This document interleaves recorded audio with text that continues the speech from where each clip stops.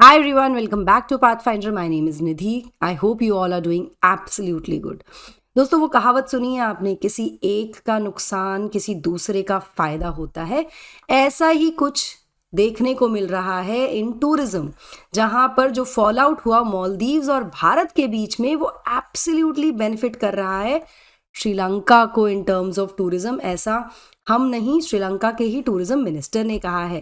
तो यहाँ मैं आपको बता दूं कि जिस तरह से इंडियन ट्रैवलर्स ने बायकॉट किया मालदीव्स को, इसका फायदा, भरपूर फायदा श्रीलंका की ट्रैवल इंडस्ट्री को मिल रहा है, according to Sri Lanka tourism minister Harin Fernando.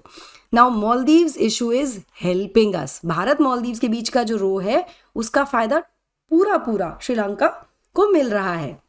यहाँ पर ही सेड कि सोशल मीडिया रो जो हुआ, जहां पर जनवरी में आपको याद ही होगा कि हमारे जो प्रधानमंत्री मोदी हैं उनके अगेंस्ट डेरोगेटरी स्टेटमेंट्स दिए गए थे, जिसके बाद पूरा बवाल हुआ, बॉयकॉट मालदीव्स हुआ, ये सब हुआ। इसका पूरा फायदा एक तरह से कह सकते हैं कि श्रीलंका को हुआ, क्योंकि इस पूरे रो के चलते जो सोशल मीडिया पर पूरा बवाल हुआ, इसके चलते एक शार्प ड्रॉप देखने को मिला इंडियन टूरिस्ट का मालदीव्स में इस साल।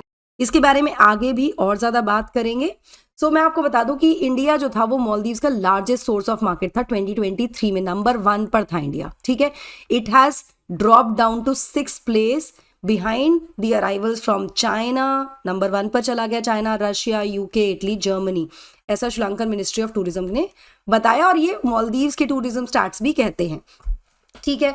अगर हम इंडियन विजिटर्स की बात करें श्रीलंका में किस तरह से 2023 से 2024 में डिफरेंस आया, तो आप देख सकते हैं यहाँ पर ह्यूज डिफरेंस देखने को मिला है। जनवरी में तो आंकड़ा दुगने से ज्यादा होता हुआ नजर आया है 2024 में। आपको याद होगा जनवरी 2024 में ही पूरा ये बवाल हुआ था इंडिया मालदीव्स का, ठीक है। नाउ फरवरी में भी दुगने से ज्यादा हुआ है, मार्च में, अप्रैल में थोड़ा डिप हुआ because there was an issue, थोड़ी सी कंट्रोवर्सी हो गई थी उसकी वजह से।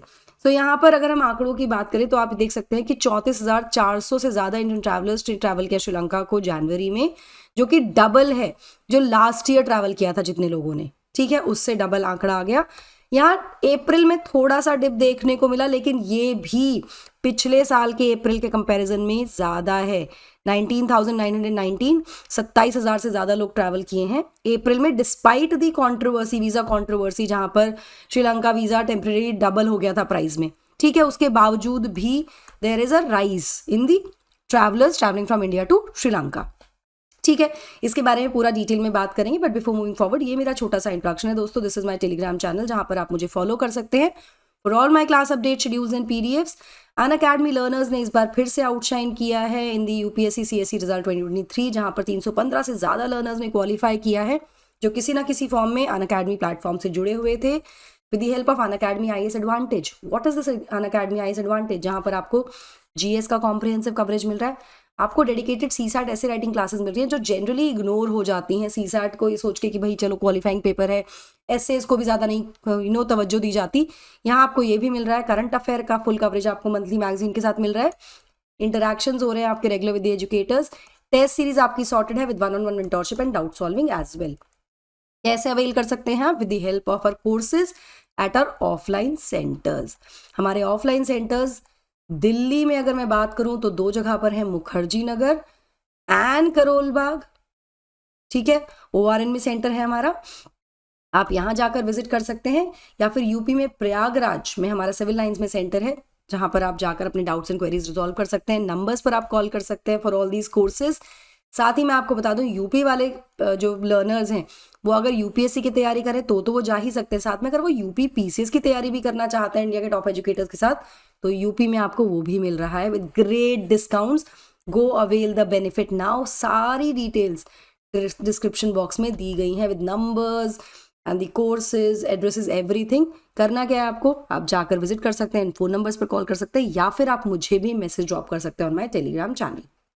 चलिए, सो एग्जैक्टली पूरा का पूरा बवाल हुआ जनवरी में, जहां पर भारत ने मालदीवियन मिनिस्टर्स के डेरोगेटरी रिमार्क के अगेंस्ट, जो पीएम मोदी के अगेंस्ट उन्होंने दिए थे, भारत ने कंसर्न्स रेज की कि भाई ये तो चलेगा नहीं, ये तो नहीं हो पाएगा, इसको हम नहीं मानेंगे। ये पूरा जो रो था कब से शुरू हुआ? जब 3 मालदीवियन मिनिस्टर्स ने डेरोगेटरी रिमार्क्स किए। They made these derogatory remarks against our prime minister Narendra Modi, जब उन्होंने अपने कुछ फोटोज और वीडियोस पोस्ट किए थे of the pristine Lakshadweep island on India's west coast. 6 जनवरी को उन्होंने एक्स हैंडल पर ये पोस्ट की पिक्चर्स और वीडियोस. उसके बाद ही these Maldivian ministers made derogatory remarks against the prime ministers. ठीक है, जिसके बाद पूरा का पूरा बवाल 7 जनवरी से ही शुरू हो गया, अगले दिन से ही शुरू हुआ, जहां पर से नो टू मालदीव्स एक तरह से कह सकते हैं कि ट्रेंड करने लगा, बॉयकॉट मालदीव्स ट्रेंड करने लगा. बहुत सारे इंडियंस ने अपने एक्स पे जाकर लिखा कि उन्होंने कैंसिल कर दिया अपने tickets to Maldives. Even the celebrities and the sports person they join the cause to support local tourism, कि भाई हम अपना लोकल टूरिज्म को सपोर्ट करेंगे.